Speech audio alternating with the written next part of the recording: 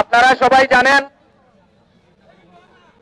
যে জগন্নাথ বিশ্ববিদ্যালয় বাংলাদেশের একটি প্রসিদ্ধ বিশ্ববিদ্যালয়, পাবলিক বিশ্ববিদ্যালয়। বিশ্ববিদ্যালয়টি প্রতিষ্ঠিত হয়েছে 2005 সালে। 2005 সালে প্রতিষ্ঠিত হলেও বিশ্ববিদ্যালয়টি প্রতিষ্ঠা করেছিলেন তৎকালীন প্রধানমন্ত্রী দেশনেত্রী বেগম খালেদা জিয়া।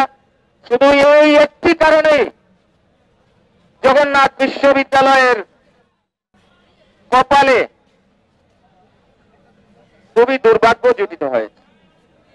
আমাদের সাবেক যারা ক্ষমতায় ছিল এই বিশ্ববিদ্যালয়টিকে সমূলে ধ্বংস করে দেওয়ার জন্য যত প্রকারের চক্রান্ত ছিল সবই তারা করেছে।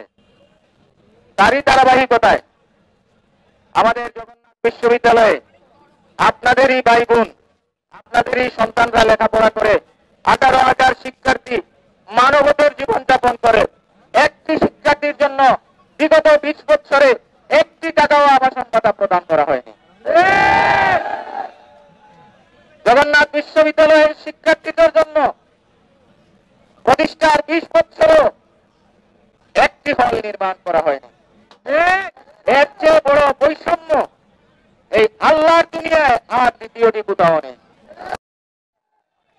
এই দাবিকে সামনে রেখে আমাদের জবি ছাত্র ঐক্য নামে আমাদের যত ক্রিয়াশীল সংগঠন আছে সবাই একই ব্যানারে একত্রিত হয়ে 3 দফা দাবি নিয়ে আন্দোলন শুরু করেছে। ঢাকা বিশ্ববিদ্যালয় যেখানে 900 কোটি টাকা বাজেট পায়, সেখানে জগন্নাথ বিশ্ববিদ্যালয়কে বাজেট দেওয়া হয় 140 কোটি টাকা। এর চেয়ে লজ্জার আর কোনো বিষয় থাকতে পারে না। আমরা নির্দেশিত 306 কোটি টাকার আমাদের উপস্থাপিত বাজেটটি বর্তন না করার জন্য আমরা সরকারের প্রতি আহ্বান জানিয়েছি। আর তৃতীয় দাবিটি ছিল আমাদের যে দ্বিতীয় ক্যাম্পাস, সেই দ্বিতীয় ক্যাম্পাসের যাবতীয় কাজ যেন সরকারের অগ্রগতিমূলক যে প্রজেক্টগুলো আছে সেই প্রজেক্টে অন্তর্ভুক্ত করা হয়, এটা আমরা বলেছিলাম।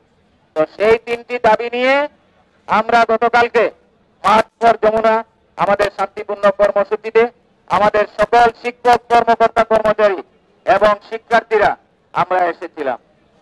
আমরা কাকরাইল মসজিদ পার হওয়ার আগেই আপনারা আপনাদের মিডিয়াতে সেটা প্রচার করেছেন। আমাদের শিক্ষার্থীদের উপর, আমাদের শিক্ষকদের উপর নির্বিচারে কাঁদানে নিক্ষেপ করা হয়েছে এবং সর্বশেষ পর্যায়ে আমাদের শিক্ষার্থীদের এবং শিক্ষকদেরকে বেধড়ক লাঠিপেটা করা হয়েছে।